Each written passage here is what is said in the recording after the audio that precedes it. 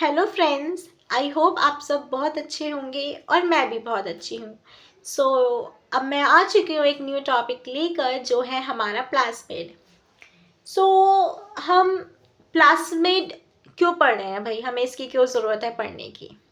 पता है, इससे बहुत ज़्यादा एडवांटेज मिलता है। किसको? हमें मिलता है, या फिर प्लांट्स को मिलता है, या फंजाई को मिलता है? किसको मिलता है इसके होने से बेनिफिट? बैक्टीरिया को। It is present in bacteria. So अब कैसे मिलता है बेनिफिट? कि चलो ठीक है, हम पढ़ना स्टार्ट करें कि प्लास्मिड क्या होता है। प्लास्मिड भाई, इससे बहुत ज़्यादा एडवांटेज मतलब बेनिफिट मिलता है। किसे मिलता है? बैक्टीरिया को मिलता है। और किस चीज़ में एडवांटेज मिलता है? ये होता है extra chromosomal small circular supercoiled double stranded DNA molecule है, जो कि प्रेजेंट है in all species of bacteria. Bacteria की सभी स्पीशीज में ये प्लाज्मिड पाया जाता है। ठीक है, अब क्या है ये? डेफिनेशन हमने पढ़ ली, ठीक है। डेफिनेशंस भाई लर्न करना इम्पॉर्टेंट है। नहीं लर्न होती, लर्न करो, क्योंकि कोई ऑप्शन नहीं है आप लोगों के पास लर्न करने के अलावा। यह है बैक्टीरिया का सेल। ठीक है, तो ये तो रहा इसका मेन जीनोम। ओके, ये इसका मेन जीनोम है। अब इसके अलावा सर्कुलर जो डबल स्ट्रैंडेड होता है एक डीएनए प्रेजेंट है, जिसको कहते हैं एक्स्ट्रा क्रोमोसोमल। ये एक extra chromosomal DNA main DNA के अलावा प्रेजेंट होता है किसी भी बैक्टीरिया में, किसी भी बैक्टीरिया के सेल में। ठीक है, अब कोई कंफ्यूजन तो नहीं है। मेन डीएनए भी है, हमें उससे कोई मतलब नहीं है, लेकिन उसके अलावा एक और डीएनए प्रेजेंट होता है जो होता है एक्स्ट्रा क्रोमोसोमल। उसको कहते हैं एक्स्ट्रा क्रोमोसोमल डीएनए। वो जो एक एक्स्ट्रा सर्कुलर प्रेजेंट होता है, उस स्ट्रक्चर को हम कहते हैं एक्स्ट्रा क्रोमोसोमल डीएनए। और उसका रियल नेम क्या है? वो है प्लास्मिड। समझे? तो वो होता है प्लाज्मिड। तो अब ये किसने दिया था भाई? ये थे हमारे साइंटिस्ट जोशुआ लेडेनबर्ग। 1952 में इन्होंने हमें ये टर्म प्लाज्मिड दिया था कि प्लाज्मिड क्या होता है। प्लाज्मिड होता है extra chromosomal circular supercoiled double stranded DNA molecule, जो कि मोस्टली प्रेजेंट है बैक्टीरिया में। अब मैं आपसे एक क्वेश्चन पूछती हूँ, ठीक है? बताओ मुझे प्लाज्मिड क्या है। अगर आपकी क्लास में टीचर पूछती है कि प्लाज्मिड क्या होता है बताओ, तो आप क्या कहोगे?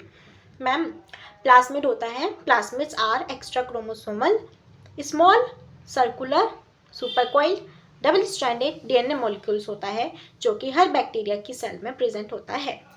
इसका क्या बेनिफिट है? क्योंकि ये उन्हें एडिशनल बेनिफिट्स देता है। अगर ये प्रेजेंट है तो भी सही, अगर नहीं है प्रेजेंट बैक्टीरिया में तो भी कोई दिक्कत नहीं है। हमें मतलब है मेन डीएनए से। ये जो मेन जीनोम डीएनए है ना, ये होना ज़रूरी है। अगर ये है या नहीं है तो कोई नहीं। अगर प्रेजेंट है तो बेनिफिट मिलेगा, अगर एब्सेंट है तो भी कुछ नहीं होगा। ठीक है, वो सर्वाइव करेगा। ऐसा नहीं है कि वो सर्वाइव नहीं कर पाएगा, वो सर्वाइव करेगा। ओके, ऐसा नहीं है कि वो सर्वाइव नहीं करेगा बैक्टीरिया।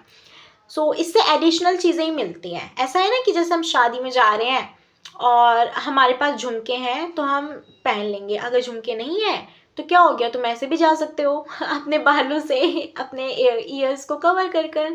तो इसमें ऐसी चीज़ होती है, अगर प्रेजेंट है तो बेनिफिट मिल जाएगा एक्स्ट्रा, अगर नहीं है तो भी कुछ इफेक्ट नहीं पड़ता बैक्टीरिया के ऊपर। भाई वो सर्वाइव करेगा, वो डेड नहीं होगा। ठीक है, ये किसने दिया था? ये दिया था जोशुआ लेडेनबर्ग ने। कौन से सन में दिया था, कौन से ईयर में दिया था? वो था 1952। सिंपल है, आप समझ चुके होंगे प्लाज्मिड क्या है। और सर्कुलर होता है भाई, ठीक है, सर्कुलर होता है।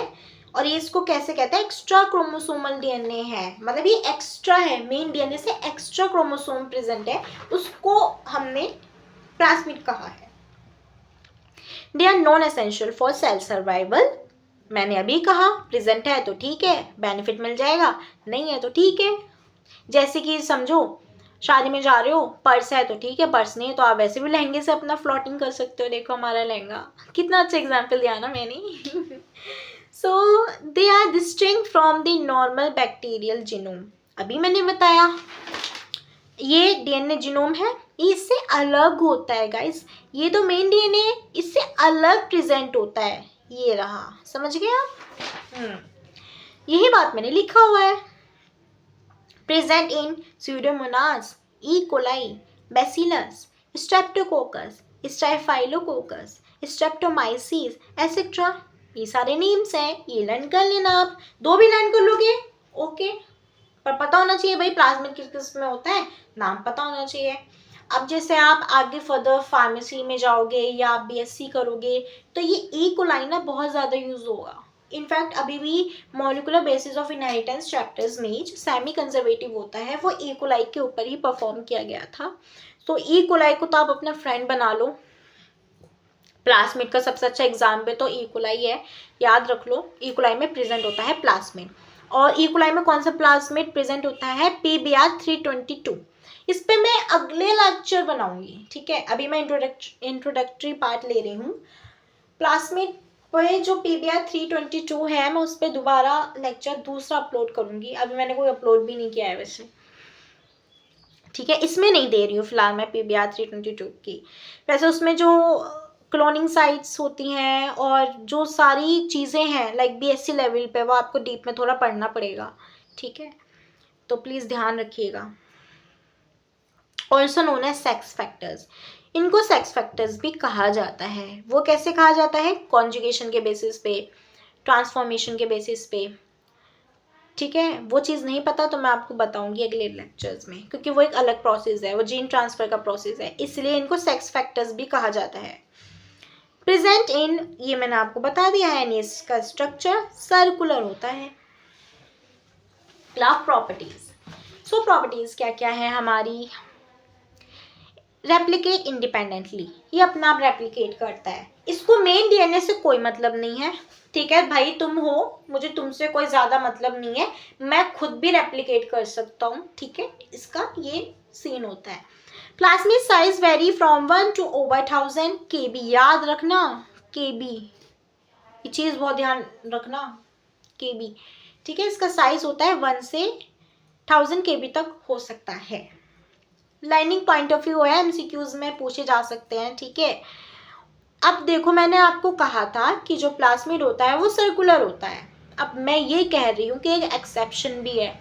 एक्सेप्शन क्या होता है, मतलब कि होता है ना ग्रुप में 50 बच्चे हैं, अब उस ग्रुप में मैं तुम्हें एक बुढ़िया सी आंटी बिठा दूँ लाकर, तो वो एक्सेप्शन हो गई।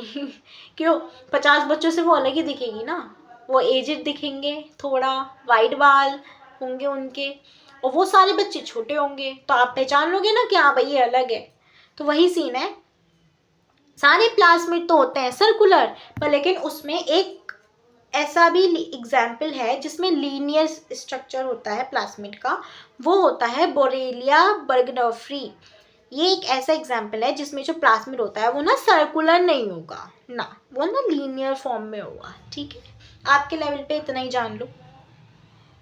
First vector used as a cloning vector was PSC101 of Salmonella typhimurium।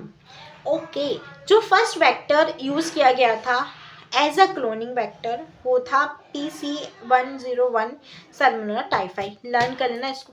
हाँ, प्लाज्मिड एडिशनल प्रॉपर्टी देता है, पर इसको ना वेक्टर की तरह भी यूज करते हैं, मतलब ये डीएनए को इंसर्शन में हेल्प करता है, कैरी करता है from one bacteria to second bacteria, ठीक है। ये एज अ होस्ट वर्क करता है, नहीं एज अ कैरियर वर्क करता है फॉर द होस्ट, ओके, याद रखना। कभी कभी वर्ड्स की भी बहुत ज़्यादा मैटर करती हैं कि हम रॉन्ग इन्फॉर्मेशन ना दें किसी को, सो ध्यान रखिएगा ये बात भी। और शुड हैव ओरी, ओरी क्या होता है, ओरिजिन ऑफ रेप्लिकेशन। अब देखो कहीं से भी रेप्लिकेशन तो नहीं हो सकता, एक साइट होती है वहाँ से रेप्लिकेशन स्टार्ट होता है। मल्टीपल ओरिजिन साइट्स होती है यूकैरियोटिक ऑर्गेनिज्म में, प्रोकैरियोटिक में एक ही ओरिजिन साइट्स होती हैं, शुड हैव सेलेक्टेबल मार्कर्स, इसमें सेलेक्टेबल मार्कर्स होना ज़रूरी है, ठीक है, ये प्रॉपर्टी है। सो सेलेक्टेबल मार्कर्स एग्जैक्टली क्या होते हैं? सेलेक्टेबल मार्कर्स ये होते हैं कि क्या होते हैं बताइए आप, ठीक है, आप बताओ, मैं नहीं बताती इस वीडियो में, कमेंट करके मुझे बताना कि क्या होता है सेलेक्टेबल मार्कर्स। अगर नहीं पता तो फिर मैं बताऊंगी, है ना, आपके लिए कुछ सरप्राइजिंग चीज़ चलो छोड़ देते हैं, आप बताना सेलेक्टेबल मार्कर्स क्या होते हैं। Should have multiple cloning sites, cloning site जहाँ पे डीएनए इंसर्ट होता है, क्लोन्ड होता है, वो ऐसी जगह होती है किसी भी प्लास्मिड में जहाँ पे आकर वो डीएनए इंसर्ट होता है, तो वो होती है क्लोनिंग साइट्स। तो इनके पास मल्टीपल क्लोनिंग साइट्स होनी चाहिए, ओके, ये मैंडेटरी है। Many antibiotic resistant genes present in plasmid, plasmid के अंदर मैनी एंटीबायोटिक रेजिस्टेंट जीन्स होती हैं। सुनो क्या बेनिफिट होता है इसका, अगर प्लाज्मिड प्रेजेंट है तो ना उसको सर्वाइवल में ही हेल्प मिलेगी सबसे ज़्यादा। कैसे मिलेगी? उनके पास एंटीबायोटिक रेजिस्टेंस जीन्स होगी, मीन्स मैंने आपके अंदर कोई बहुत बैड बैक्टीरिया है, ठीक है, मुझे उसको किल करना है, तो मैं आपके अंदर कोई एंटीबायोटिक डाल देती हूँ, तो वो पता है क्या है, अगर उसके अंदर एंटीबायोटिक रेजिस्टेंट जीन है तो वो बैक्टीरिया बच जाएगा, और अगर नहीं है तो वो किल हो जाएगा। और वो किस में प्रेजेंट होता है? प्लाज्मिड में। आप समझें इसकी इंपॉर्टेंस कितनी ज़्यादा है। कॉन्जुगेशन क्या होता है? Transfer of plasmid from one bacterium to another, अगर हमें एक बैक्टीरिया से दूसरे बैक्टीरिया में प्लाज्मिड का ट्रांसफर करना है तो वो प्रोसेस होती है conjugation. Plasmid are used to prepare recombinant DNA with the desired genes to transfer genes from one organism to another, known as genetic engineering. इसको हम genetic engineering की तरह यूज मतलब इसको ना हम DNA डिजायर्ड डीएनए को दूसरे बैक्टीरिया में इंट्रोड्यूस करवाने के लिए एज ए कैरियर यूज करते हैं वेक्टर्स को, प्लाज्मिड वेक्टर्स को, जिसका एग्जांपल है पेबिया 322 जो कि इकोलाई के लिए यूज होता है, ओके। और इसी प्रोसेस को जेनेटिक इंजीनियरिंग मतलब होता है कुछ तोड़ के उसमें से कुछ निकाल के फिर कुछ नया डाल देना, वो प्रोसेस है, आप लोगों को सब पता होगा, ये बीएससी में हो, ठीक है। सो नेक्स्ट आती है copy number. It refers to the number of copies of a plasmid present in a cell. Larger plasmids are present in smaller numbers and small plasmid may be found in higher number. हाँ ठीक है।